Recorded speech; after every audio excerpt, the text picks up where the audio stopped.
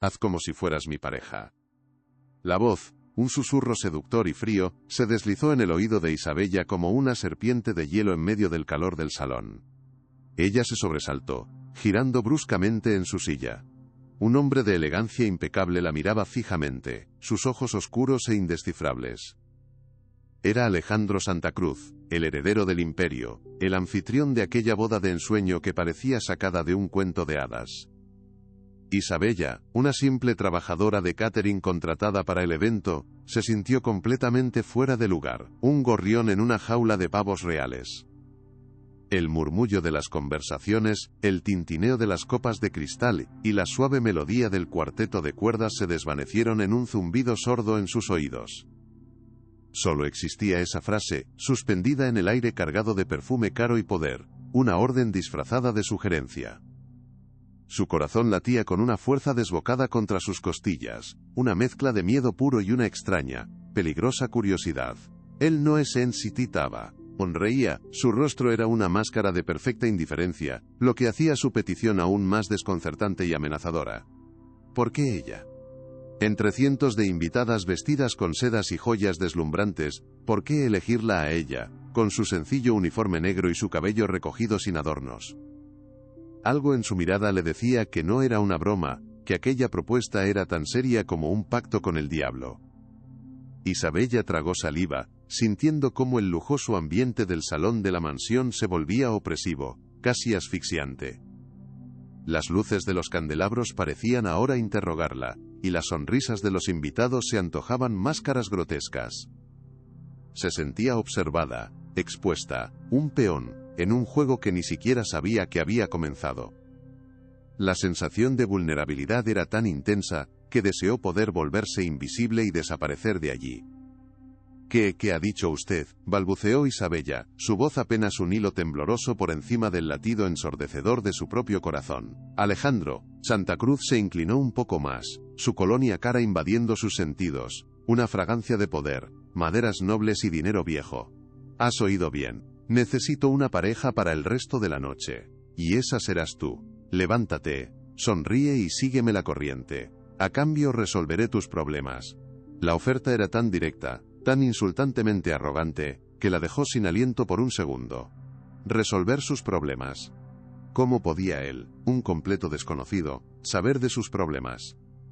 De las noches en vela junto a la cama de su madre, de las facturas médicas que se acumulaban como una montaña insuperable, de la desesperación que la corroía por dentro cada vez que veía el rostro pálido y cansado de Elena. Él la observaba con una intensidad calculadora, como si pudiera ver a través de ella, desnudando sus miedos y sus anhelos más profundos con una simple mirada. No tienes que decir nada ahora, solo actúa, mírame como si me adoraras, como si el resto del mundo no existiera. Luego hablaremos de los Deathlock, Ayes. Es una oferta que no podrás rechazar. Su seguridad era insultante pero también extrañamente convincente. Sentía una fuerza invisible que la empujaba a obedecer. Una mezcla de su propia y abrumadora desesperación y el aura de autoridad que él emanaba sin esfuerzo. Extendió su mano, una invitación que era en realidad una orden. Era una mano perfectamente cuidada, con un reloj de oro que brillaba discretamente en su muñeca, un abismo de distancia con sus propias manos, ásperas por el trabajo incansable. ¿Qué clase de juego era este? Si te gusta este tipo de contenido, no te olvides de suscribirte a nuestro canal. Publicamos videos todos los días, y dale like al video si te gusta esta historia, y déjanos en los comentarios contándonos de dónde eres y a qué hora nos escuchas. Isabella se puso de pie, sus piernas temblaban como si fueran de gelatina, amenazando con ceder bajo su peso. No puedo fallar, por mamá, pensó. Su mente era un torbellino de emociones contradictorias y violentas. La humillación de ser tratada como un objeto, una pieza en un juego que no entendía en lo más mínimo, luchaba contra la diminuta y peligrosa llama de esperanza que él había encendido con sus palabras. El dinero. La palabra resonaba en su cabeza, ahogando su orgullo, su miedo y su sentido común. El dinero para la diálisis de Elena, para las medicinas que mantenían a su madre con vida, para poder verla sonreír sin el peso de la enfermedad en sus ojos cansados. Ese pensamiento fue suficiente para silenciar todas sus dudas. con una resolución que no sabía que poseía, una fuerza nacida de la más pura necesidad, colocó su mano temblorosa en la de Alejandro. Su piel era fría, un contraste sorprendente con el calor febril que sentía en todo el cuerpo. Él asintió levemente, una casi imperceptible señal de aprobación, y la guió hacia el centro del salón. Las miradas se volvieron hacia ellos de inmediato. Los susurros se intensificaron, convirtiéndose en un murmullo colectivo. Isabella sintió cientos de ojos clavados en su espalda, juzgándola, diseccionándola, preguntándose quién era esa mujer anónima del brazo del heredero. Intentó mantener la cabeza alta, forzando una sonrisa que se sentía como una mueca dolorosa. Caminaba sobre una alfombra persa que probablemente costaba más de lo que ganaría en 10 años, bajo candelabros de cristal que valían una fortuna. Mientras caminaban, Alejandro se inclinaba para susurrarle al oído, creando una ilusión de intimidad para los observadores curiosos y hambrientos de chismes. Mi tía Sofía está en la mesa junto a la fuente. No le quites ojo de encima, es una mujer inquisitiva. No hables a menos que sea necesario, solo asiente y sonríe. Sus instrucciones eran precisas, casi militares, desprovistas de cualquier calidez. Isabella levantó la vista y vio a una mujer de mediana edad, vestida con un elegante traje de chaqueta de color marfil, que los miraba con una expresión de gélida desaprobación. Sus ojos, afilados como cuchillos, parecían querer despojarla de todas sus capas hasta dejarla expuesta y vulnerable, en medio de toda aquella opulencia. El miedo se intensificó dentro de ella, un nudo helado en el estómago. Esto era más que un simple juego de una noche. Se sentía como si hubiera entrado en un nido de víboras, y Alejandro la estuviera usando como escudo o, peor aún, como cebo. La música cambió a un vals lento, y Alejandro la condujo con firmeza hacia el centro de la pista. «Baila conmigo», ordenó en voz baja. Empezaron a moverse, sus cuerpos muy cerca. Él era un bailarín experto, moviéndola con una gracia sin esfuerzo, pero no había calidez en su contacto. Era puramente mecánico, una actuación para el público. «Mírame a los ojos. Se supone que estás enamorada», le espetó en voz baja, con un tono cortante que la hizo estremecer. Ella obedeció, y al mirarlo, sintió un vértigo terrible, como si estuviera a punto de caer en un abismo sin fondo. La noche se convirtió en una sucesión de momentos borrosos y extremadamente tensos.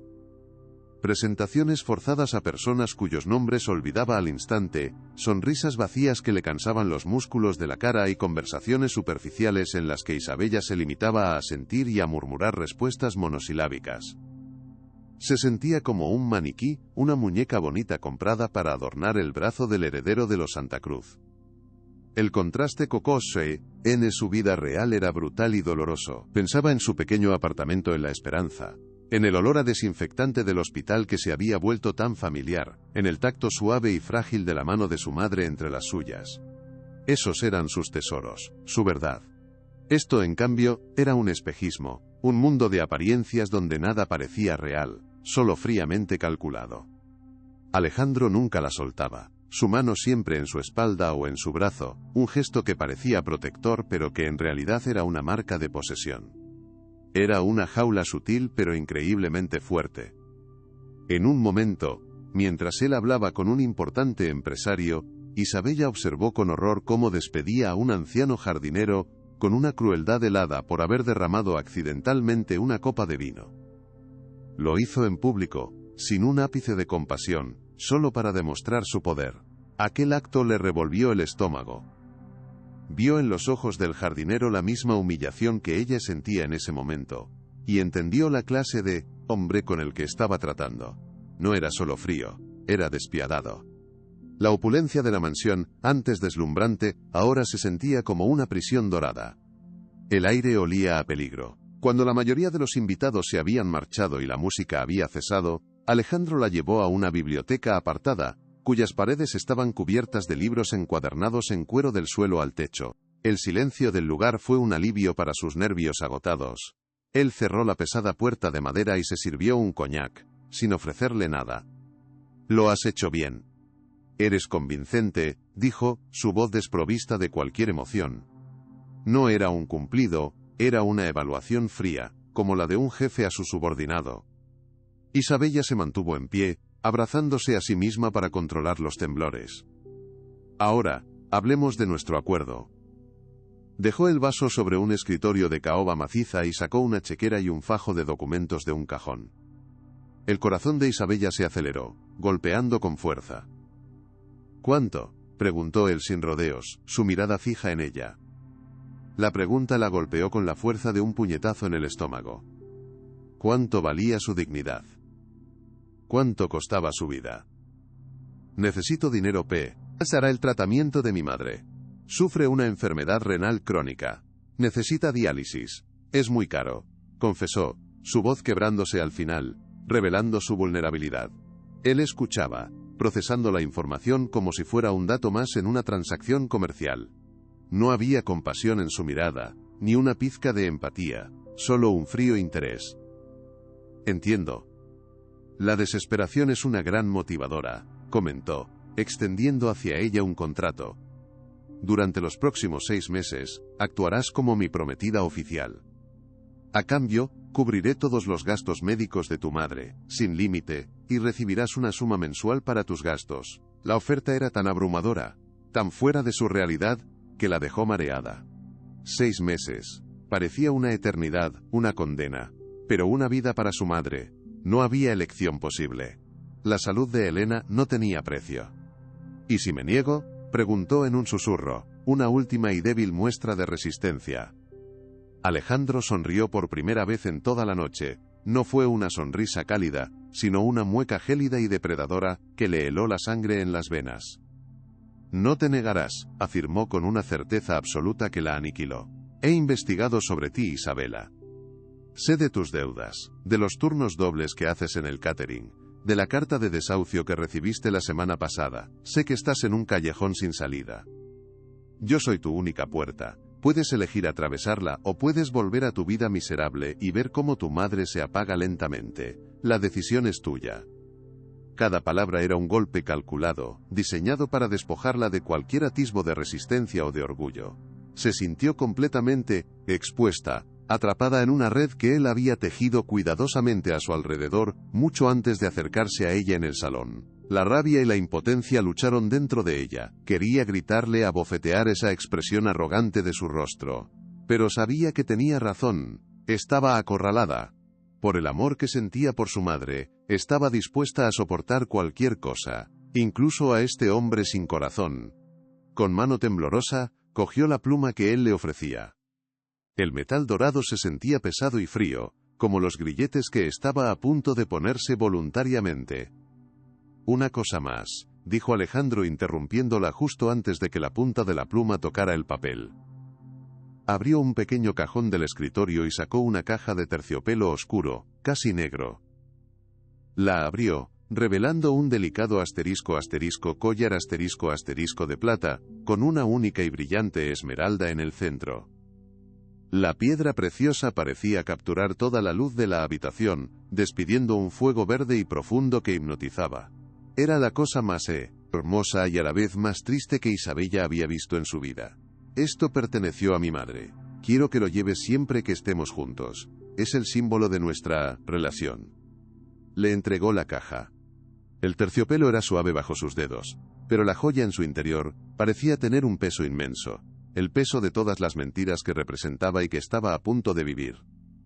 Al cogerlo, un extraño escalofrío recorrió su brazo. La esmeralda era fría al tacto, casi como un trozo de hielo, un presagio de la frialdad de su pacto. «Es precioso», murmuró, aunque la palabra le pareció completamente inadecuada. La pieza tenía una belleza melancólica, casi trágica. Alejandro la miró fijamente mientras ella lo sostenía. «Es más que eso. Es una declaración. Con él puesto, nadie se atreverá a cuestionar tu lugar a mi lado». La forma en que lo dijo la inquietó profundamente. No era un regalo, era una herramienta. Un uniforme más para su nuevo papel. Un símbolo que, sin que ella lo supiera, guardaba la llave de un pasado turbio y de un futuro que cambiaría su vida para siempre. Con el corazón encogido y la mente en blanco, Isabella firmó el contrato.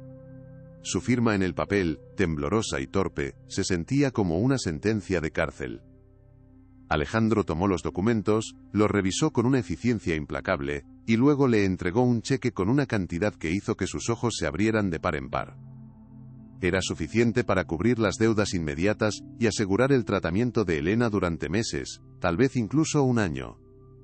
El alivio fue tan intenso, que casi se le doblaron las rodillas, pero fue un alivio amargo, manchado por el sacrificio que acababa de hacer, por la dignidad que había entregado. Mi chofer te llevará a casa, mañana a las 10 de la mañana te recogerá para ir de compras. Necesitas un vestuario adecuado, dijo él, dándole la espalda y volviendo a su coñac, como si ella ya no existiera, como si la transacción hubiera terminado y ella fuera un objeto que ya se podía guardar. Isabella se quedó allí por un momento, sosteniendo el cheque con una mano y la caja de terciopelo con la otra. Se sentía sucia, utilizada, un peón en un juego de ajedrez de ricos. Pero también sentía una extraña fuerza naciendo de su desesperación. Lo haré por ti, mamá, susurró para sí misma, una promesa que le daba fuerzas. Salió de la biblioteca y de la mansión sin mirar atrás, dejando atrás el mundo de lujo y falsedad, al menos por esa noche. El aire fresco del exterior le pareció una bendición, llenando sus pulmones y aclarando un poco su mente. El viaje de regreso a su barrio, La Esperanza, fue un viaje surrealista entre dos mundos que no podían ser más distintos. El lujoso coche de Alejandro se deslizaba silenciosamente por las calles iluminadas del norte, dejando atrás las mansiones con jardines impecables y las boutiques de diseño. A medida que avanzaban hacia el sur de la ciudad, el paisaje cambiaba drásticamente, casi de forma violenta. Las calles se volvían más estrechas y ruidosas, los edificios más humildes y apiñados, las luces más tenues y amarillentas. Cada kilómetro que la alejaba de la mansión Santa Cruz era un paso más cerca de su realidad, de su verdadera vida. Cuando el coche se detuvo frente a su modesto edificio de ladrillo visto, el chofer, un hombre de rostro impenetrable, le abrió la puerta sin decir una sola palabra. Isabella salió y el vehículo se alejó, desapareciendo en la noche como un carruaje fantasmal. Se quedó sola en la acera, con el cheque arrugado en el bolsillo y la caja con la joya en la mano. La diferencia entre el mundo que acababa de dejar y el que ahora la recibía era abismal, casi vertiginosa. Aquí, la vida era real, dura pero honesta. Allá, en la mansión, todo era una hermosa y sofisticada mentira. Subió las escaleras lentamente, el agotamiento físico y emocional, pesando sobre ella como una losa de plomo. ¿Qué había hecho? La pregunta seguía atormentándola. ¿Había salvado a su madre o se había condenado a sí misma a una prisión dorada? Solo el tiempo lo diría. Cuando entró en el pequeño apartamento, un olor familiar a caldo de verduras y a medicinas la envolvió como un abrazo cálido. Elena estaba despierta, sentada en su viejo sillón, tejiendo una bufanda. A pesar de la palidez de su rostro, sus ojos brillaban con una luz cálida y amorosa que era el faro de Isabella. «Mi amor, has tardado. ¿Estás bien?» «Pareces cansada», dijo, su voz suave y llena de una preocupación genuina que le partió el corazón a su hija. Isabella forzó una sonrisa y se acercó para besar su frente, sintiendo la piel febril. «Estoy bien, mamá, solo ha sido una noche larga y con mucho trabajo». No podía contarle la verdad.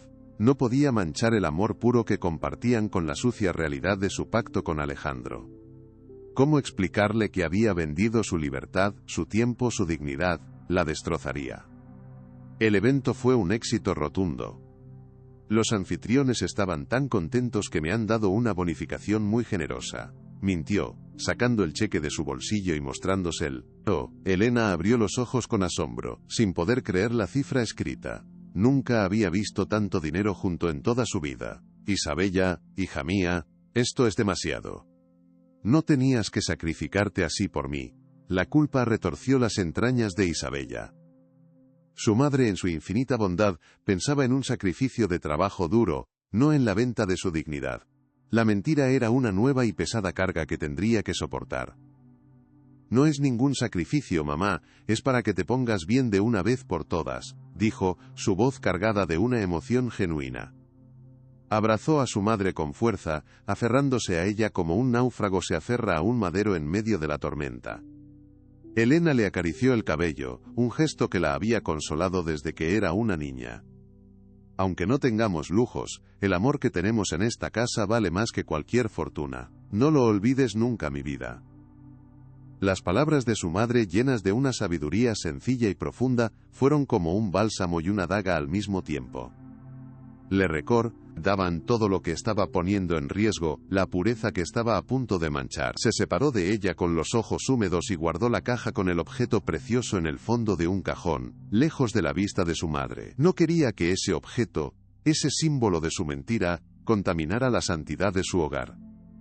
Esa noche, mientras yacía en su cama, Isabella no pudo dormir. Miraba el techo agrietado de su habitación, y pensaba en la opulencia de la mansión Santa Cruz, en los techos altos y las paredes adornadas con arte. Pensaba en los ojos fríos de Alejandro y en la mirada suspicaz de su tía Sofía. Se sentía atrapada entre dos realidades, sin pertenecer a ninguna. Había conseguido el dinero, sí, había asegurado la vida de su madre. Pero a un precio que apenas comenzaba a comprender. El camino que tenía por delante era incierto y peligroso, lleno de sombras que no podía prever. Pero lo que nadie esperaba era lo que estaba a punto de descubrir.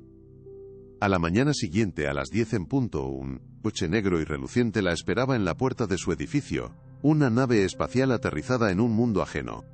Se despidió de su madre con una excusa sobre una reunión de trabajo, y se metió en el vehículo de lujo.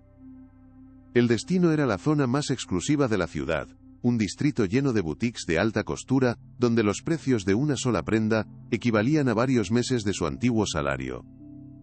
Entró en las tiendas sintiéndose una impostora, una actriz en un escenario para el que no había ensayado. Las dependientas la miraban con una mezcla de curiosidad y desdén, hasta que veían la tarjeta de crédito ilimitada que el chofer le había entregado en nombre de Alejandro. Entonces, sus sonrisas se volvían serviles y artificiales, su amabilidad completamente falsa. Pasó horas probándose vestidos de seda, zapatos de diseñador y bolsos de cuero. Cada prenda era como un disfraz, ocultando a la verdadera Isabella bajo capas de lujo y sofisticación. Se miraba en los espejos de los probadores y entonces no se reconocía, veía a una extraña, una mujer elegante y pulida que no tenía nada que ver con ella. Compró todo lo que le dijeron que comprara, siguiendo una lista precisa que Alejandro le había enviado por mensaje. No había placer en ello, solo una creciente sensación de vacío y alienación. Cada bolsa que el chofer guardaba en el maletero era un eslabón más en la cadena que la ataba a Alejandro Santa Cruz.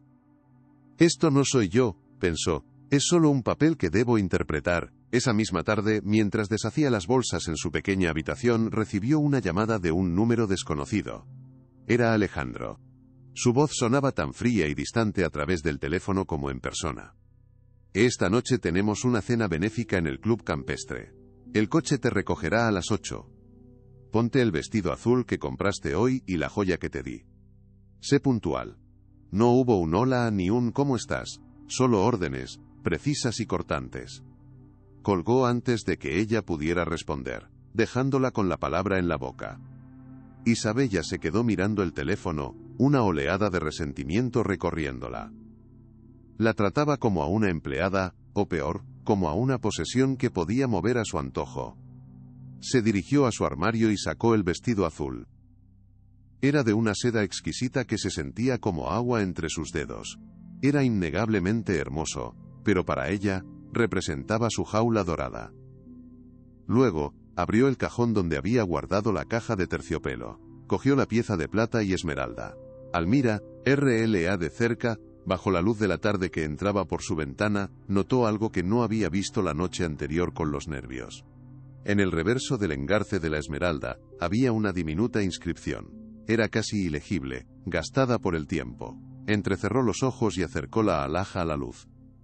Parecían ser dos iniciales y una fecha. ER y un año, de hacía más de 30 años. ¿Quién era ER? La madre de Alejandro se llamaba de otra manera. Una extraña inquietud se apoderó de ella. Isabela se puso el vestido y el objeto brillante.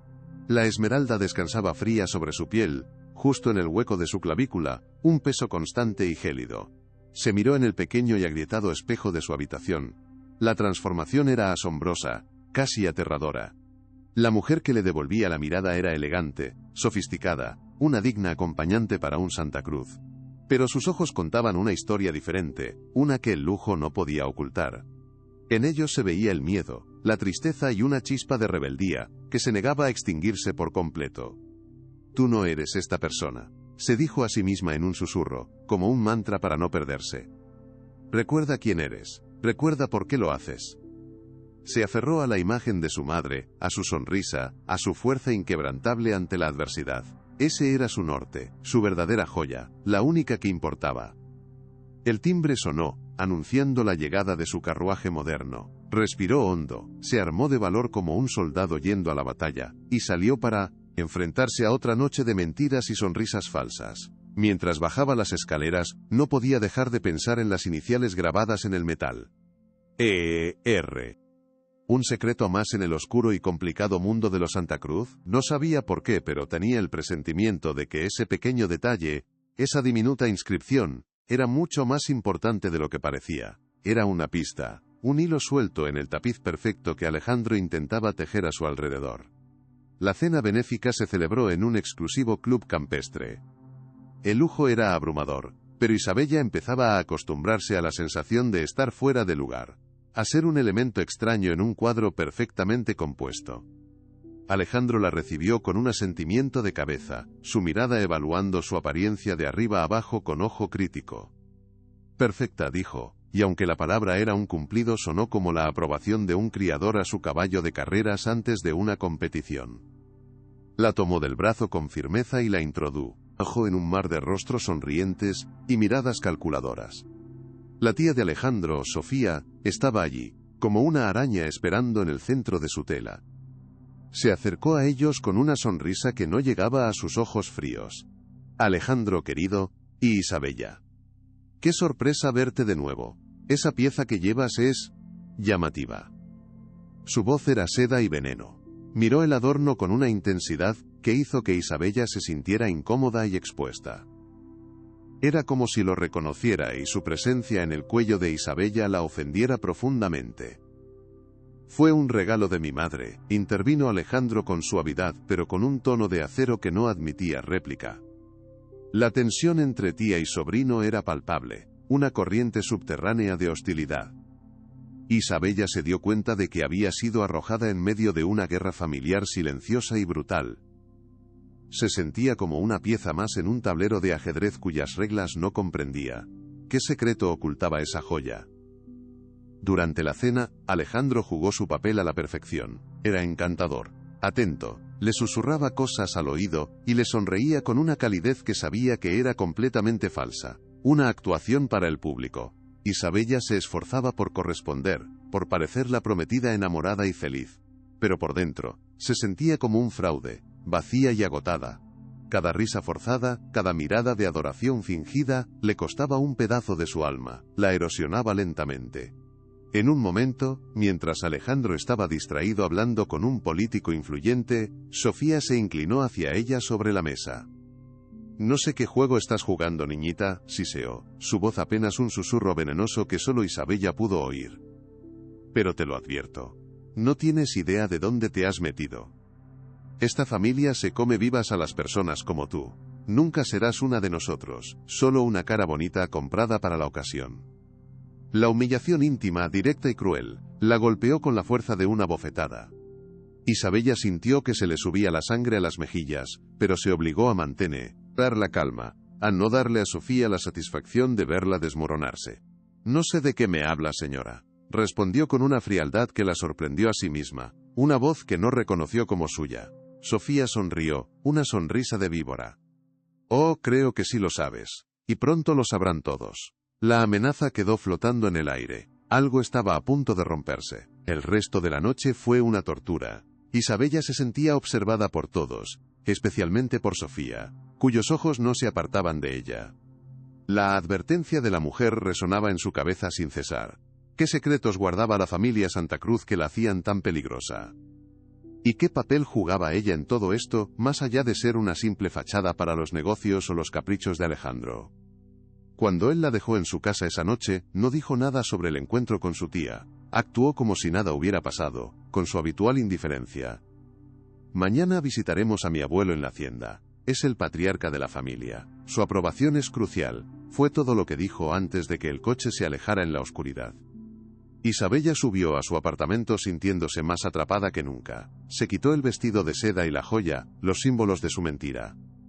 Se puso su ropa vieja y cómoda y se sentó junto a su madre, que dormía plácidamente gracias a las nuevas medicinas.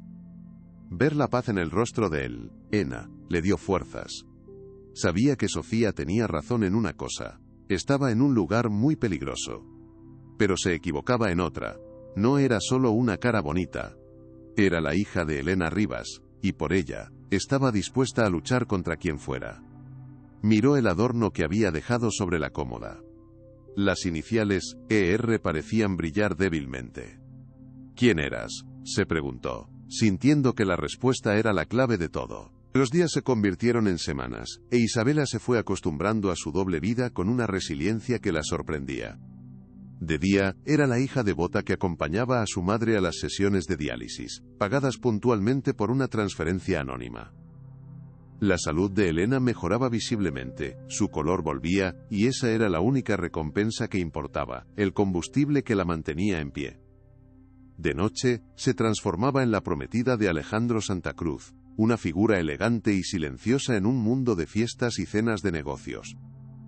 Aprendió a sonreír cuando querían que sonriera y a callar cuando era necesario. Se convirtió en una experta en el arte de la apariencia. Sin embargo, un día mientras organizaba viejos papeles en casa para hacer espacio, encontró una caja de fotos antiguas de su madre. La mayoría eran de su infancia, pero una le llamó la atención. Era una foto amarillenta de su madre de joven, quizás de la misma edad que Isabella ahora. Estaba de pie junto a un hombre cuyo rostro estaba parcialmente oscurecido por una sombra. Elena sonreía, radiante, feliz, pero lo que hizo que el corazón de Isabella se detuviera fue el objeto que brillaba en su cuello. Era inconfundible. Era el mismo collar de plata con esmeralda que Alejandro le había dado, el mismo que ahora reposaba en su cajón. No podía ser una coincidencia. Su mente se aceleró. ¿Cómo era posible? Miró las iniciales grabadas, ER. El nombre de su madre era Elena Rivas. El mundo de Isabella se tambaleó. Con la foto temblando en la mano, Isabella sintió un escalofrío recorrerle la espalda. La joya no era de la madre de Alejandro. De alguna manera, había pertenecido a la suya. La mentira era mucho más profunda y oscura de lo que jamás había imaginado. ¿Qué significa todo esto?, pensó, su corazón latiendo con fuerza. Esa noche, en una cena familiar en la mansión, Alejandro la ignoró deliberadamente, coqueteando abiertamente con otra mujer para humillarla públicamente. Fue un acto cruel, diseñado para recordarle su lugar, para mantenerla sometida. Pero algo había cambiado en Isabella.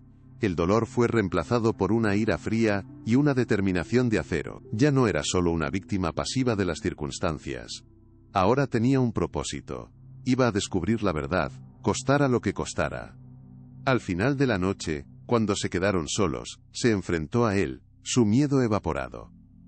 Ese objeto que me diste, comenzó, su voz temblando ligeramente. Dijiste que era de tu madre. Pero he encontrado una foto antigua. Mi madre lo llevaba puesto hace 30 años. Alejandro se puso rígido. La máscara de indiferencia se resquebrajó por un instante, revelando un destello de pánico en sus ojos. Debes estar equivocada. Es una coincidencia, dijo, demasiado rápido. Pero ella vio la mentira. No lo creo, insistió ella, dando un paso hacia él. Él se acercó, amenazante. Hay cosas que es mejor no remover. Olvida esa foto y cumple con tu parte del trato. La amenaza era clara. Pero ya no le tenía miedo. La vida de apariencias continuó, cada día más insoportable y asfixiante. Una noche, Alejandro organizó una cena de gala en la mansión para celebrar un nuevo y lucrativo acuerdo comercial. La casa estaba llena hasta los topes de la élite de la ciudad, hombres y mujeres que se movían con una seguridad y una arrogancia que a Isabella le resultaban completamente ajenas y repelentes. Ella llevaba un vestido carmesí que le había costado a Alejandro una auténtica fortuna, pero se sentía como una impostora, una simple muñeca de trapo vestida de seda para la ocasión. Durante toda la noche, Alejandro la sometió a una cruel y calculada humillación pública. La ignoró por completo, dejándola sola y aislada en medio de conversaciones superficiales que no entendía, mientras él se dedicaba a coquetear descaradamente con Camila de la Torre, una rica heredera de risa fácil y mirada depredadora.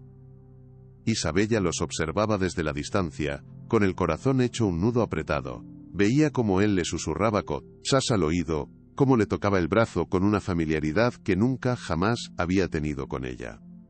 Cada risa estridente de Camila era como una aguja afilada clavándose directamente en su piel. Los invitados lo notaban, por supuesto. Le lanzaban miradas de lástima mal disimulada y de burla evidente. Era la prometida de paja, el adorno que ya no interesaba al dueño. Sofía desde el otro lado del salón la observaba con una sonrisa de pura malicia, disfrutando abiertamente de su sufrimiento. Isabela se obligó a mantener la cabeza alta, a sonreír como si nada pasara. No les daré el gusto de verme llorar, no esta noche, pensó con una determinación feroz. Pero por dentro, algo se rompía, se fracturaba irremediablemente. La humillación era un veneno que le quemaba el orgullo, pero en lugar de destruirla, alimentaba una nueva y fría determinación. Ya no era una víctima pasiva.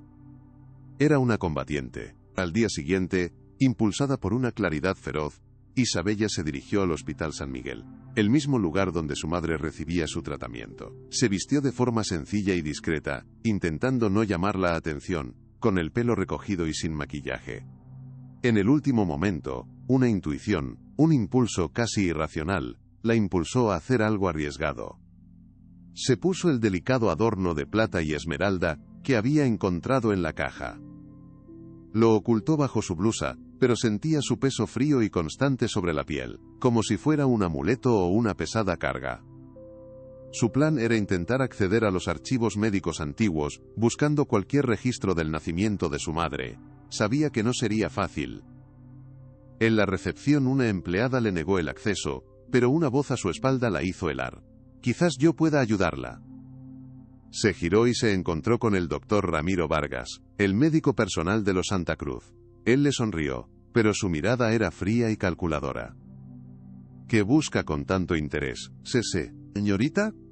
Justo en ese momento, por un movimiento brusco, el colgante se deslizó y quedó a la vista. Los ojos del doctor se clavaron en él. Su sonrisa se desvaneció, reemplazada por una expresión de shock y algo parecido al miedo puro.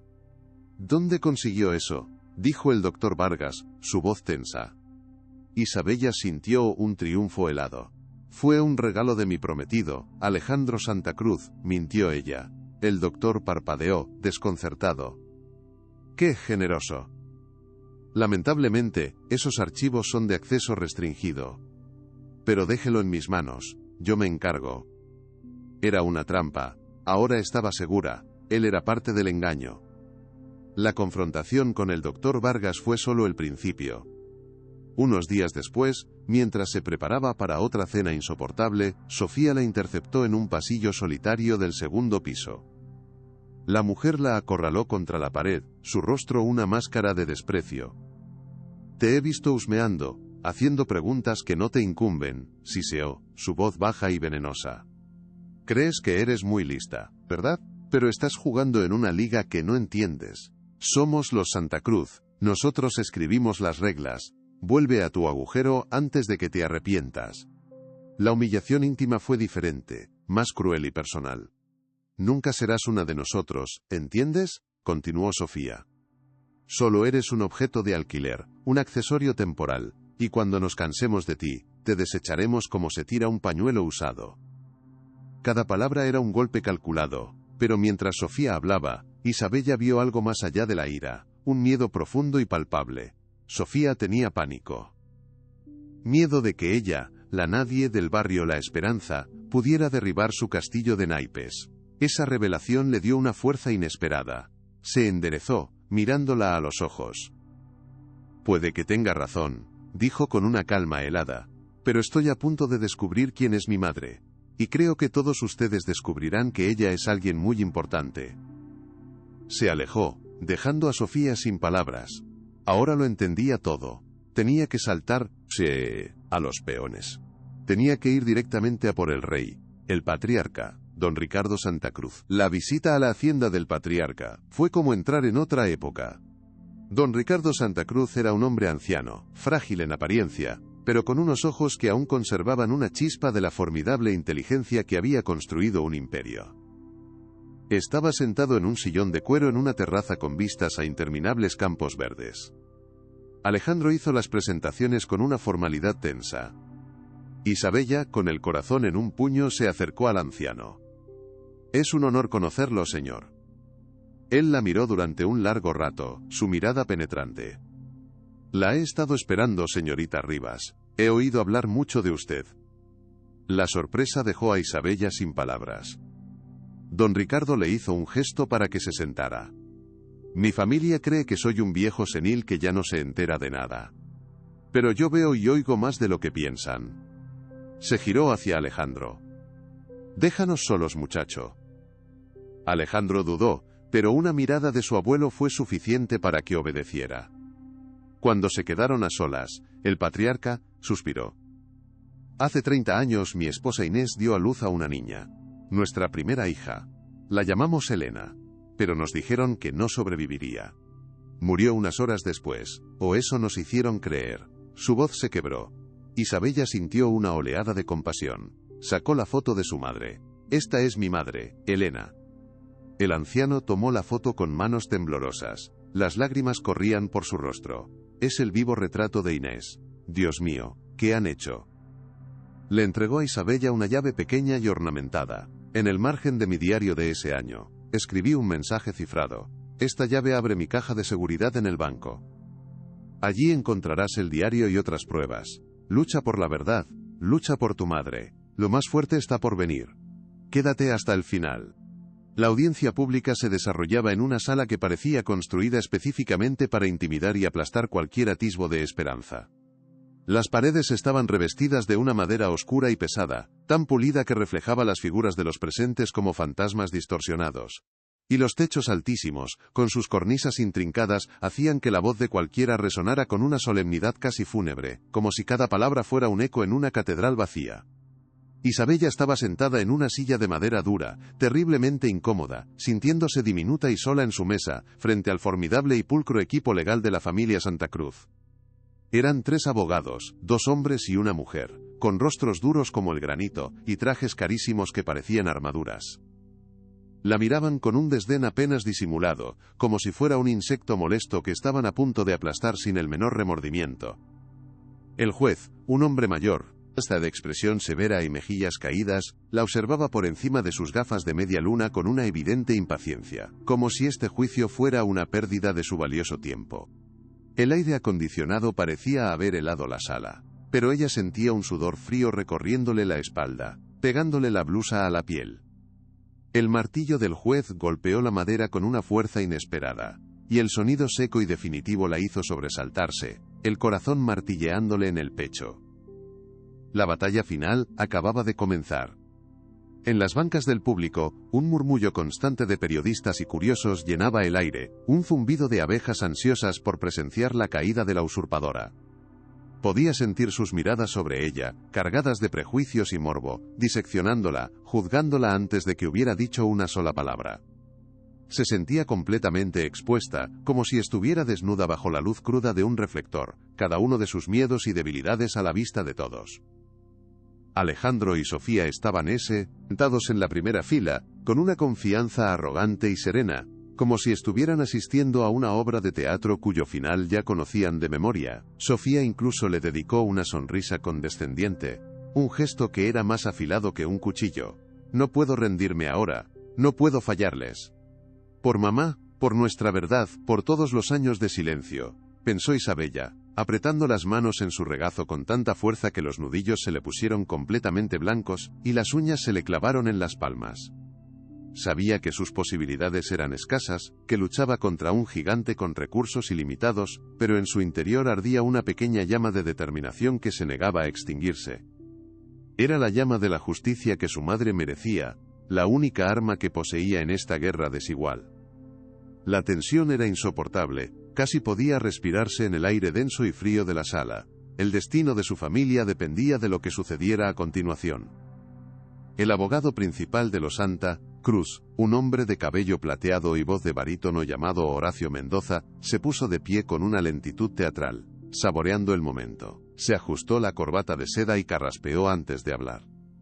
Señoría, miembros de esta honorable corte, comenzó, su voz resonando con una autoridad calculada que llenó cada rincón de la sala, silenciando los murmullos al instante. Estamos aquí hoy para poner fin a una farsa cruel y despreciable. Una farsa orquestada con una malicia insidiosa por la señorita Isabella Rivas, una joven sin escrúpulos que ha intentado, mediante el engaño y la manipulación emocional más baja, apoderarse de un patrimonio que no le corresponde en lo más mínimo. Caminaba de un lado a otro frente al estrado, su presencia dominando la escena, cada uno de sus gestos estudiado para proyectar poder y convicción. La señorita Rivas se aprovechó de la generosidad y la buena fe de mi cliente, el señor Alejandro Santa Cruz, tejiendo una red de mentiras tan compleja que solo una mente calculadora podría haber concebido, con el único fin de infiltrarse en su familia y en su vida. Hizo una pausa dramática, dejando que sus palabras calaran en la audiencia, que asentía en silencio como si escucharan un evangelio. Isabella sintió una oleada de ira impotente, pero se obligó a permanecer en calma, a no mostrar ninguna debilidad.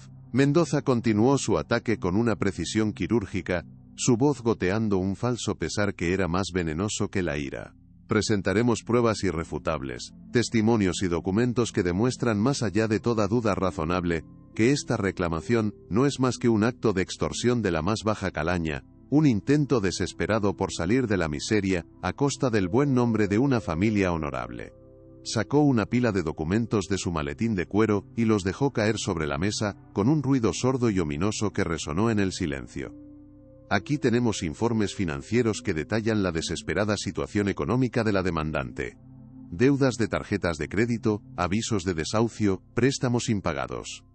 Un historial que pinta el retrato inequívoco de una mujer dispuesta a absolutamente todo por dinero. Se giró para mirar a Isabella directamente, sus ojos fríos como el hielo. Ella no busca justicia, señoría. Busca un billete de lotería, un atajo para una vida de lujos que no ha ganado y que no merece. Y no ha dudado en pisotear la memoria de los difuntos y el honor de los vivos para conseguirlo. La humillación era pública, fría y calculada, diseñada para destruirla moralmente, antes incluso de que pudiera pronunciar una sola palabra en su defensa. La gente en la sala murmuraba, y Isabella sintió el peso de su juicio sobre sus hombros. Cada palabra era una piedra. El abogado Mendoza llamó a su primer testigo al estrado. Era una antigua compañera de trabajo de Isabela en la empresa de catering, una mujer llamada Laura, cuyo rostro pálido mostraba una mezcla de nerviosismo y una mal disimulada codicia. Isabella la reconoció al instante y sintió una punzada de dolor y traición. Sofía le había pagado, Isabella lo sabía, no había otra explicación, pero verla allí, sentada bajo la luz del tribunal, dispuesta a mentir bajo juramento, le revolvió el estómago, con una violencia que la dejó sin aliento. Señorita Laura, ¿conocía usted las ambiciones particulares de la señorita Rivas? Preguntó Mendoza con una suavidad paternalista, como si fuera un confesor comprensivo. Laura asintió con la cabeza, evitando a toda costa la mirada de Isabella, manteniendo sus ojos fijos en un punto abstracto de la pared. Sí, señor. Isabella siempre hablaba de eso. Estaba obsesionada. Decía que estaba cansada de ser pobre, de contar cada céntimo. Que un día encontraría a un hombre rico, no importaba quién fuera ni cómo, que la sacara de esa vida miserable que llevaba. La mentira era tan burda, tan alejada de la realidad de sus conversaciones sobre sueños y esperanzas, que Isabella sintió una oleada de náuseas. Es mentira, es una vil mentira, pensó, apretando los puños bajo la mesa. Laura, envalentonada por el silencio de la sala, continuó tejiendo su red de falsedades, añadiendo detalles para darles un barniz de credibilidad. Recuerdo una vez, estábamos sirviendo en una fiesta muy elegante, y me dijo, mira toda esta gente, Laura, ellos lo tienen todo. Yo haré lo que sea para que mi madre y yo no volvamos a pasar necesidades ni un solo día más. Hey, lo dijo con una mirada muy intensa, casi aterradora, añadió la mujer, añadiendo un toque de melodrama a su falso testimonio, como si estuviera interpretando un papel en una película barata. Los murmullos en la sala se hicieron más fuertes, convirtiéndose en un rum-rum de desaprobación dirigido hacia Isabella. El juez frunció el ceño mirando a Isabella con una creciente y evidente desaprobación, como si las palabras de la testigo confirmaran sus peores sospechas. No es verdad. Nunca dije eso, nunca de esa manera, pensó Isabella desesperadamente, pero su voz parecía atrapada en su garganta, ahogada por la injusticia. Se sentía como si estuviera hundiéndose en arenas movedizas, y cada mentira que salía de la boca de Laura era una palada más de tierra pesada sobre ella, enterrándola viva. ¿Cómo podía luchar contra algo así? El mundo parecía conspirar en su contra, y la verdad se sentía muy muy lejana en ese momento. Entonces fue el turno de Alejandro de subir al estrado. Se movió con la elegancia y la seguridad de un actor consumado que conoce su papel a la perfección, su rostro una máscara de noble sufrimiento que parecía completamente genuina. Juró decir la verdad con una mano sobre la Biblia, su voz solemne y firme, una burla a todo lo que era sagrado en aquella sala. Mendoz lo guió a través de su testimonio, con preguntas cuidadosamente elaboradas, diseñadas para presentarlo como la única víctima. Señor Santa Cruz, por favor relate a la corte cómo conoció a la señorita Rivas. Alejandro suspiró profundamente, como si recordar aquel momento le causara un gran dolor físico. La conocí en un evento benéfico. Parecía tan vulnerable, tan perdida en medio de toda esa gente. Mi primer instinto fue protegerla, ayudarla. Fui un ingenuo, dijo, su voz quebrándose ligeramente al final, un toque de maestría dramática que no pasó desapercibido para el público. Creí en su historia, en su supuesta necesidad, le abrí las puertas de mi casa, de mi familia, de mi corazón. La actuación era magistral, digna de un premio. Isabella lo miraba, asqueada por su cinismo, por la facilidad con la que mentía. ¿Cómo puede vivir consigo mismo?, se preguntó, sintiendo una mezcla de rabia y pena por él. Continuó su relato, mirando al jurado con ojos sinceros y suplicantes. Y ella usó mi compasión en mi contra. Una vez que estuvo dentro de mi círculo de confianza, empezó a insinuar estas historias extrañas, a construir esta fantasía sobre su madre y mi familia. Al principio no le di importancia, de verdad que no. Pensé que era fruto de su estrés, de una vida difícil. Intenté ayudarla a buscar ayuda profesional incluso. Hizo una pausa, como si le costara continuar. Pero luego, la fantasía se convirtió en una exigencia. Vino la extorsión. El dinero. O le daba una fortuna, una cantidad absurda, o haría pública esta locura para destruir mi reputación y el nombre de mi familia. Se presentaba a sí mismo como el hombre de buen corazón, el benefactor traicionado por una mujer calculadora y malvada que había abusado de su bondad. Isabella lo miraba, atónita ante su increíble capacidad para mentir con tanta facilidad, para retorcer la verdad hasta convertirla en un arma afilada contra ella. El jurado y el público estaban completamente cautivados por su relato, bebiendo cada una de sus palabras envenenadas. El mundo entero parecía estar de su lado. Isabella sintió una soledad inmensa, una sensación de abandono total. Sofía fue la siguiente en subir al estrado, con la dignidad impostada de una matriarca ofendida. Iba vestida de un luto riguroso, un traje negro de diseñador que no correspondía a ninguna muerte reciente, sino, como ella misma daría a entender, a la muerte del honor de su familia. Su voz era firme, pero teñida de una falsa tristeza que la hacía parecer aún más convincente. Yo vi las señales desde el principio, señoría, declaró, mirando al juez con unos ojos que pretendían ser sinceros y llenos de dolor. Vi la ambición en los ojos de esa muchacha desde el primer día que la vi. Le advertí a mi sobrino, le rogué que tuviera cuidado. Pero Alejandro tiene un corazón demasiado noble, demasiado confiado. No quiso ver la maldad que se escondía detrás de esa cara de niña inocente. Hizo una pausa calculada, llevándose un pañuelo de encaje a los ojos, aunque no había ni una sola lágrima en ellos. Era una actuación impecable, un melodrama perfectamente ejecutado para ganarse la simpatía del Eli, la corte y del público. No puedo creer que esté pasando esto, pensó Isabella, es una pesadilla. Se sentía atrapada en una obra de teatro grotesca de la que no podía escapar, donde ella era la única villana. Sus palabras, cargadas de una falsa indignación moral, cayeron como sentencias sobre Isabella, cada una un clavo más en su ataúd. Esta mujer ha traído la deshonra a nuestro apellido. Ha intentado manchar la memoria de mi difunto hermano, el padre de Alejandro, y de nuestro patriarca, un hombre intachable.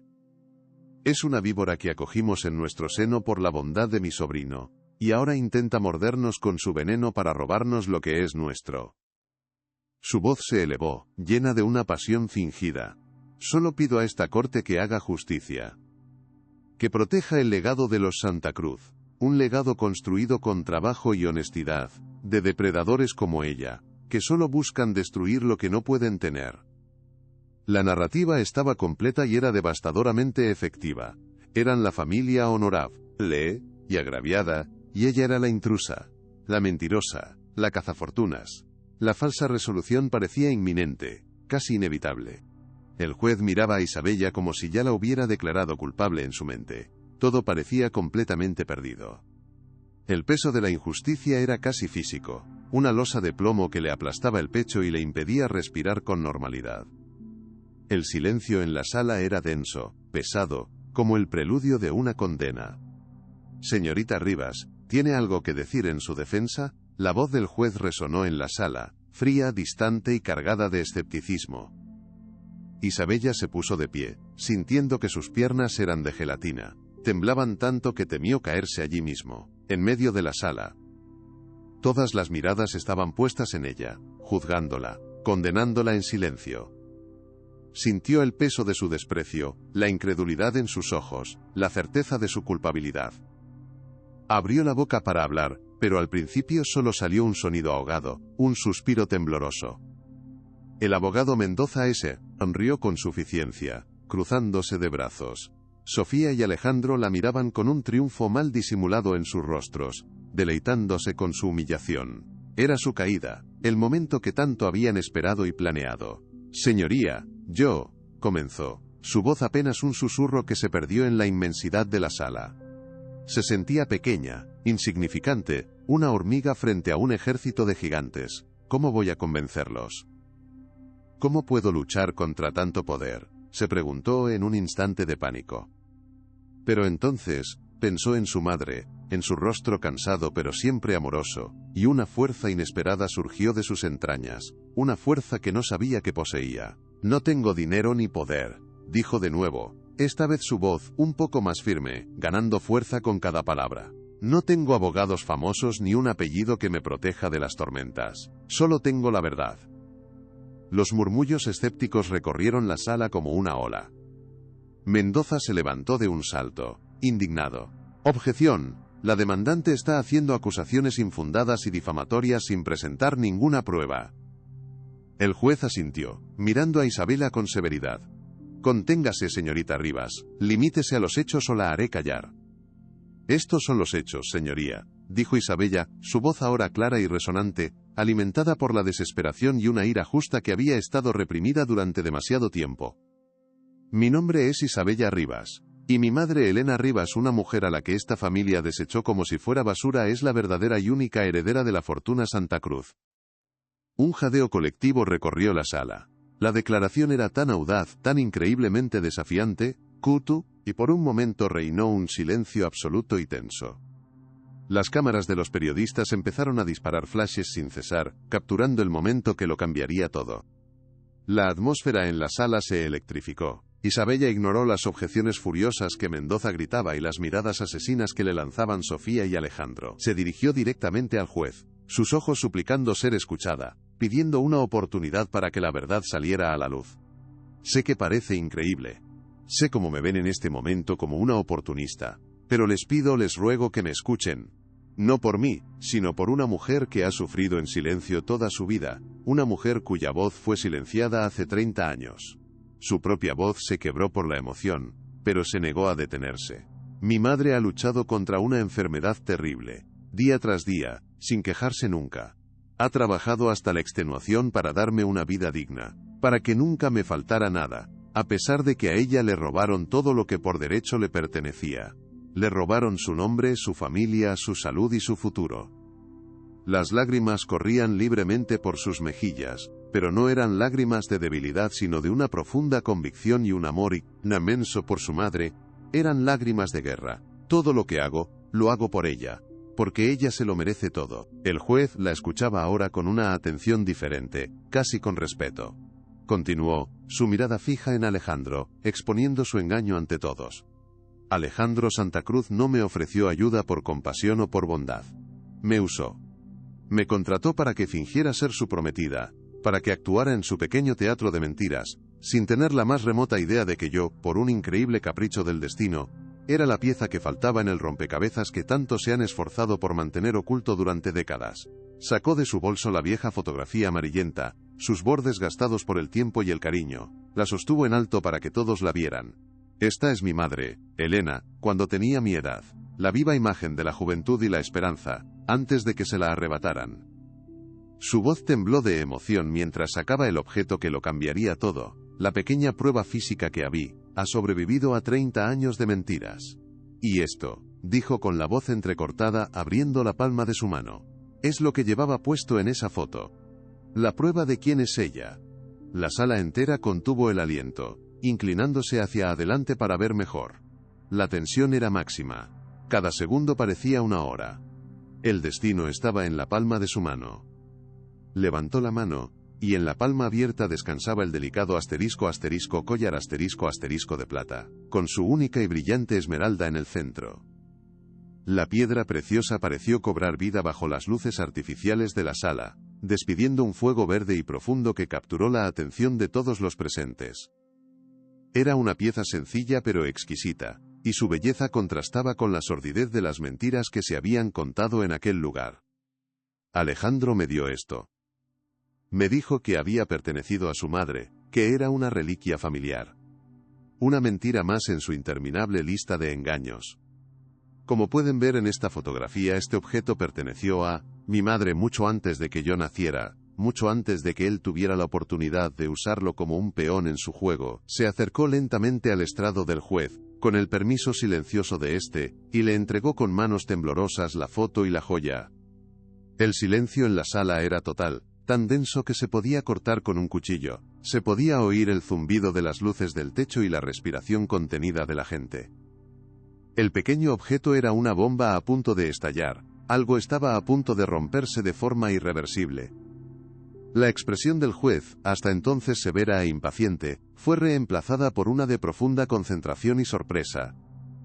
Tomó el objeto con cuidado, examinándolo bajo la luz de su lámpara, y luego comparándolo con la joven de la fotografía. El parecido era innegable.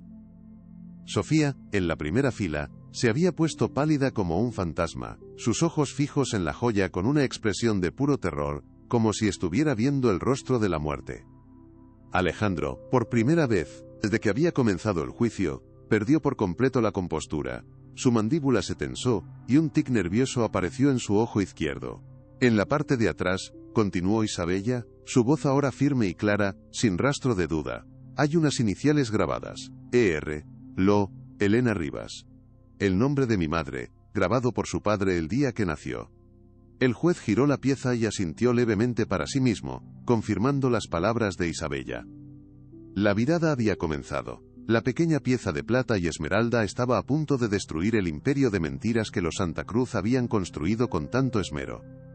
La verdad estaba saliendo a la luz, y era más brillante y poderosa que cualquier mentira. «Es una falsificación, una trampa», gritó Sofía de repente, poniéndose de pie de un salto, su voz estridente y llena de pánico rompiendo el silencio. «Esa chica es una embustera profesional. Esa joya la ha podido fabricar ella misma. Es una imitadora». Mendoza intentó secundarla, gritando, «Objeción, su señoría. Esto es un circo». Pero sus objeciones ahora sonaban huecas y desesperadas. El juez levantó una mano, su mirada fulminante pidiendo silencio. «Suficiente, señora Santa Cruz. Siéntese. Ahora». La autoridad en su voz no admitía réplica. Sofía se desplomó en su asiento, temblando de rabia y miedo. El juez se dirigió a Isabella. «Esto es intrigante, señorita Rivas. Ciertamente lo es.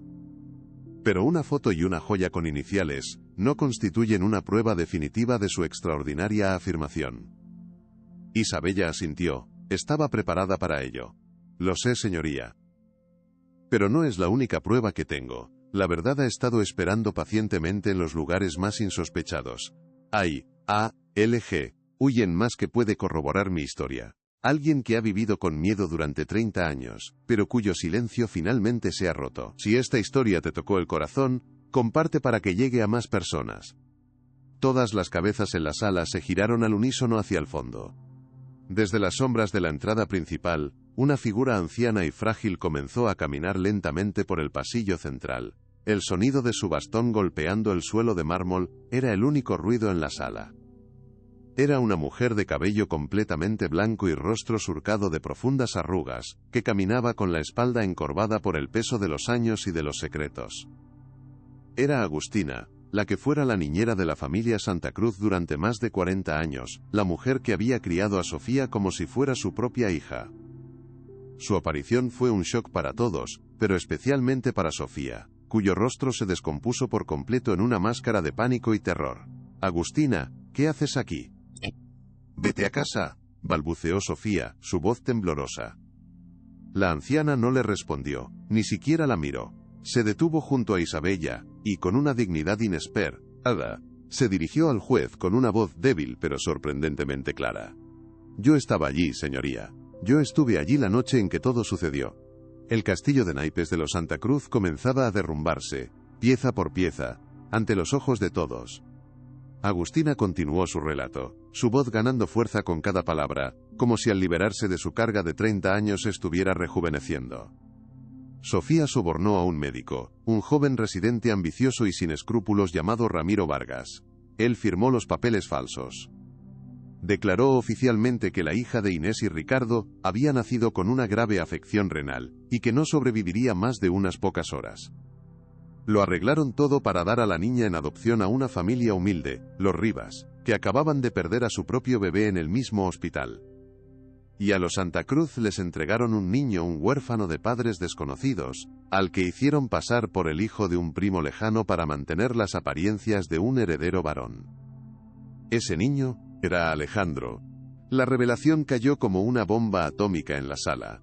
Alejandro se quedó petrificado, su rostro una máscara de incredulidad y horror. Su vida entera, su nombre, su identidad, todo era una mentira. No era un Santa Cruz, no era nadie. La verdad, como un río subterráneo, finalmente había encontrado una grieta por la que salir a la superficie, arrasando con todo a su paso. El silencio era sepulcral.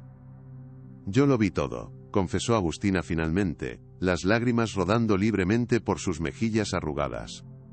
«Sofía me amenazó.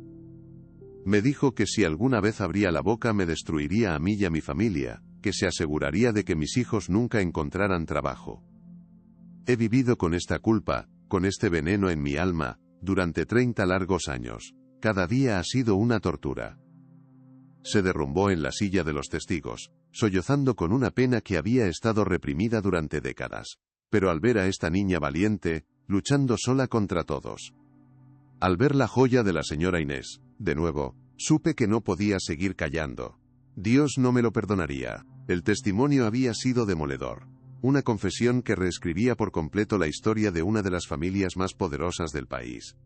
El juez miraba a Sofía, que temblaba incontrolablemente, su rostro pálido y sudoroso. Ya no había escapatoria. El abogado de Isabella, un joven defensor público que había creído en ella desde el principio, se puso de pie. «Señoría, tenemos una última prueba. Una que no puede ser refutada». Entregó un sobre sellado al secretario del tribunal. «Solicitamos una prueba de ADN comparando una muestra obtenida de la señora Elena Rivas con una muestra del difunto patriarca, don Ricardo Santa Cruz. Los resultados llegaron esta mañana». El juez abrió el sobre con solemnidad, leyó el documento en silencio y finalmente levantó la vista. «Los resultados son concluyentes», anunció. «La probabilidad de que Elena Rivas sea la hija biológica de Ricardo Santa Cruz es del 99.9%. El sonido que llenó la sala fue una explosión. Sofía soltó un grito y se desmayó. Alejandro se quedó inmóvil, mirando al vacío. Isabella cerró los ojos, un sollozo de puro alivio escapando de sus labios. Había ganado. El eco del martillo del juez aún resonaba en la sala del tribunal, un sonido seco y definitivo, que no solo dictaba la transferencia de una fortuna incalculable, sino que reescribía la historia y devolvía una identidad robada después de décadas de engaño.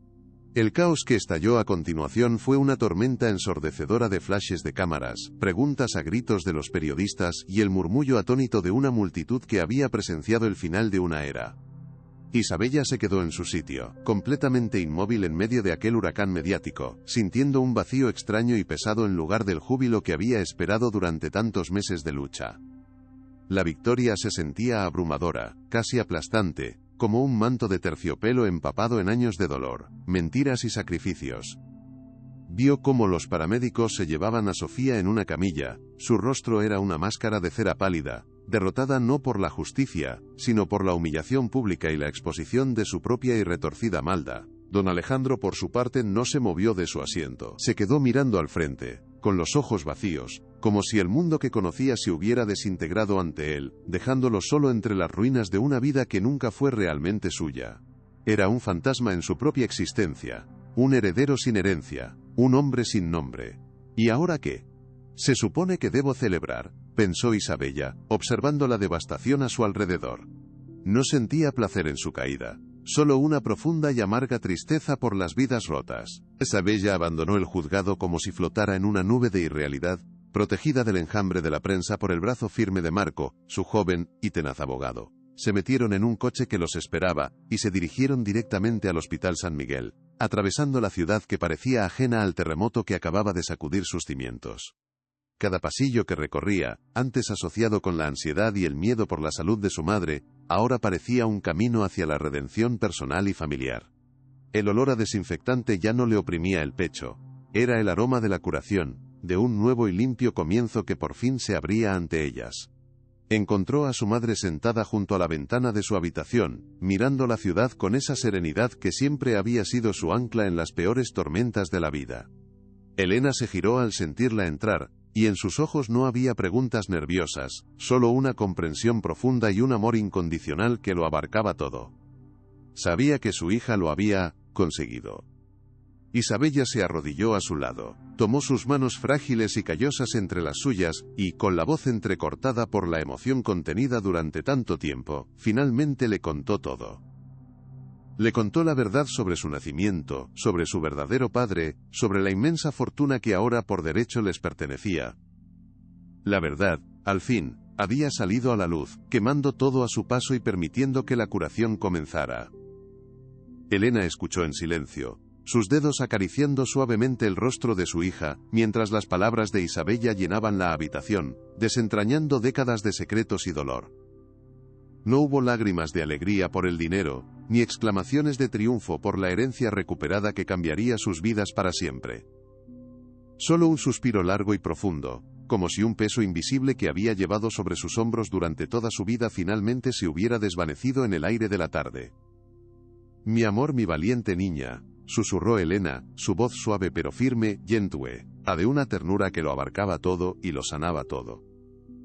«Mi mayor medicina siempre ha sido tú, Isabella. No una cuenta bancaria con cifras interminables. Me has devuelto mi nombre, mi historia, mi dignidad.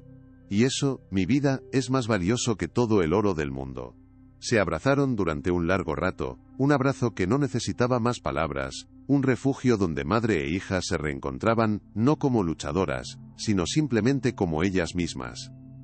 En ese pequeño cuarto de hospital, rodeadas por el sonido de los monitores, encontraron una riqueza que ninguna fortuna podría comprar: la paz de saber que, a pesar de todo, se tenían la una a la otra.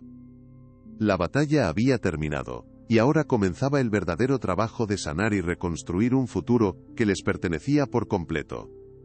Los días que siguieron fueron un torbellino de trámites legales, reuniones con administradores y un lento ajuste a una realidad que parecía sacada de un sueño o de la página de una novela. La mansión Santa Cruz Ahor, legalmente propiedad de Elena, las recibió con un silencio sepulcral y un aire de abandono. Caminar por sus vastos y fríos salones ya no era una experiencia intimidante, sino profundamente melancólica. Cada retrato en la pared, cada mueble antiguo cubierto por una fina capa de polvo, contaba la historia de una familia que su madre nunca tuvo la oportunidad de conocer. No era un hogar, era un mausoleo lleno de secretos y fantasmas, un monumento al engaño. Isabella observó a su madre mientras tocaba con reverencia las teclas amarillentas de un viejo piano de cola en la biblioteca, un instrumento que probablemente perteneció a su abuela Inés. Elena no dijo nada, pero sus ojos se llenaron de lágrimas silenciosas, lágrimas por una vida que le fue cruelmente arrebatada antes de nacer. ¿Qué estará pensando? ¿En la niña que nunca pudo aprender a tocar estas teclas?, se preguntó Isabella, sintiendo una punzada de dolor agudo por todo lo que le habían robado, por todas las oportunidades perdidas y los recuerdos no vividos. Ese lugar era un recordatorio constante de la herida profunda que aún necesitaba sanar. Decidieron, en un pacto no hablado mientras recorrían los pasillos desiertos, que no vivirían allí. Ese lugar representaba el dolor, la traición, el pasado que necesitaban dejar atrás para poder sanar. Su verdadero hogar seguía siendo el pequeño apartamento en La Esperanza, con sus paredes llenas de fotografías felices, el olor a caldo de verduras y el calor de los recuerdos compartidos. La mansión sería otra cosa, un instrumento para un propósito mayor, una herramienta para sanar las heridas, no solo las suyas, sino las de muchos otros que sufrían en silencio. «Este lugar no nos pertenece, Isabella», dijo Elena finalmente, su voz resonando en el enorme salón principal. «Pertenece al pasado. Nuestro trabajo es usarlo para construir un futuro mejor». Isabella asintió, sintiendo una oleada de alivio y claridad. La fortuna no las cambiaría a ellas cambiarían el significado de esa fortuna. No serían prisioneras de un legado de opulencia y corrupción. Forjarían uno nuevo, basado en la compasión, la justicia y la generosidad. Venderían la mansión y cada uno de sus lujosos objetos, y con ese dinero empezarían a escribir su propia historia, una historia de la que su abuela Inés, donde quiera que estuviese, podría sentirse orgullosa. El poder que ahora tenían no las corrompería, sino que las empoderaría para hacer el bien, y mientras tanto, la justicia siguió su curso implacable y metódico.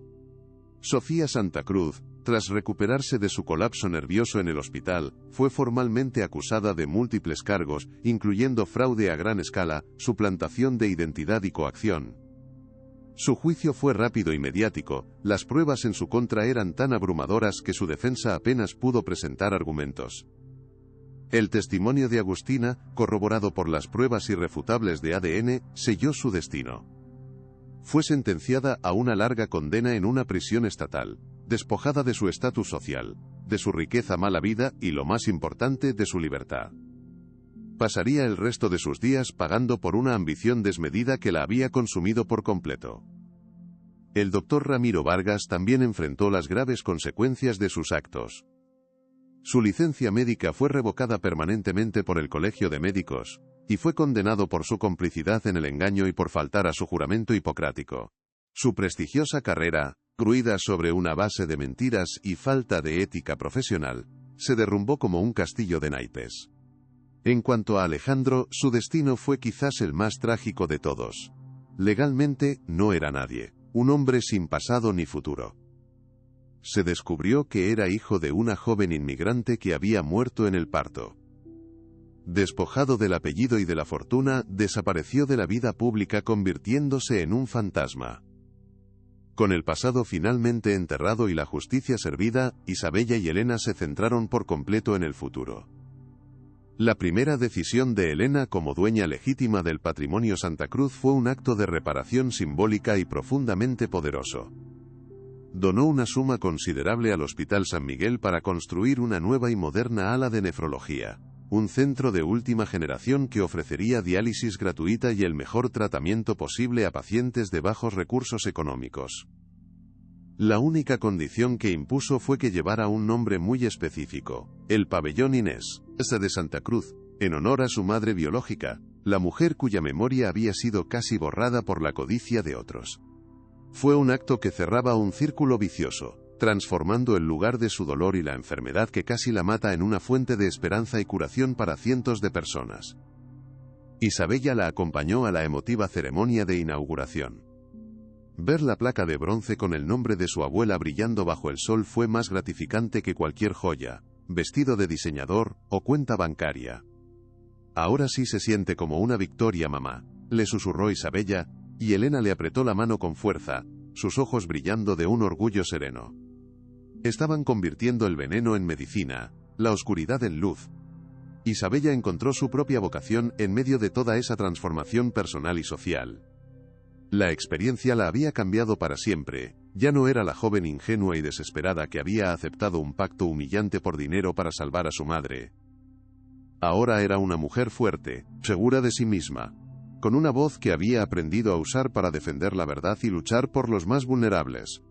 Con el apoyo incondicional de su madre y la vasta fortuna familiar a su disposición, creó la Fundación Elena Rivas. El nombre era un homenaje a la mujer que le había enseñado con su ejemplo, que la verdadera riqueza no reside en las posesiones materiales, sino en la integridad, la resiliencia y el amor incondicional. La misión de la fundación era simple pero poderosa: proporcionar ayuda legal y financiera a familias que, como ellas, luchaban contra enfermedades costosas, para que nadie tuviera que enfrentarse a la terrible elección que ella tuvo que hacer. Su historia personal, que los medios habían difundido por todo el país, se convirtió en una fuente de inspiración. Recibía cartas todos los días, de gente que compartía sus propias luchas, y le agradecía por haberles devuelto la fe.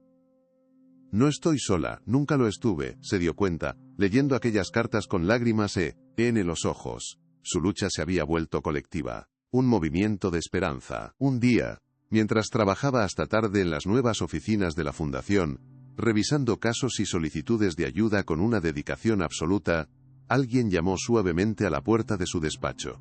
Era Marco, el joven abogado de oficio que había creído en ella cuando nadie más lo hacía, que había luchado a su lado en el tribunal con una pasión que iba mucho más allá del deber profesional. Le traía un café caliente y una sonrisa cansada pero genuina. «He visto lo que estás construyendo aquí, Isabella», dijo, mirando a su alrededor con una admiración sincera. «Has convertido la peor experiencia de tu vida en algo realmente hermoso». Se sentaron a hablar durante horas, no de leyes ni de herencias, sino de sueños, de esperanzas, de un futuro que ambos querían construir, un futuro más justo para todos. No hubo grandes declaraciones ni promesas románticas, solo una conexión simple y honesta, un entendimiento mutuo que no necesitaba palabras. Cuando se despidió, le rozó la mano brevemente, un gesto pequeño pero cargado de un profundo significado. «Si alguna vez necesitas un voluntario, o cualquier otra cosa», dijo él con una sonrisa tímida. Isabella sonrió de vuelta, una sonrisa real y luminosa que no había sentido en mucho tiempo. «Te tomaré la palabra, Marco. Creo que voy a necesitar toda la ayuda posible». 7 años después. El jardín de una hermosa pero modesta casa en las afueras de la ciudad estaba lleno de risas, música suave y el aroma de la comida casera. No era la fría y opulenta mansión Santa Cruz, sino un hogar cálido y lleno de vida, un santuario construido con amor y esfuerzo. Elena Rivas, radiante y llena de una energía contagiosa, celebraba su 65 cumpleaños. Su salud era excelente. El trasplante de riñón había sido un éxito total años atrás. Estaba rodeada no de la falsa élite de la alta sociedad, sino de verdaderos amigos, de sus antiguos vecinos de la esperanza, de las familias que habían sido ayudadas por la fundación, y de los nietos de Agustina, que corrían por el césped y la llamaban «Abuela Elena», con un cariño sincero y conmovedor.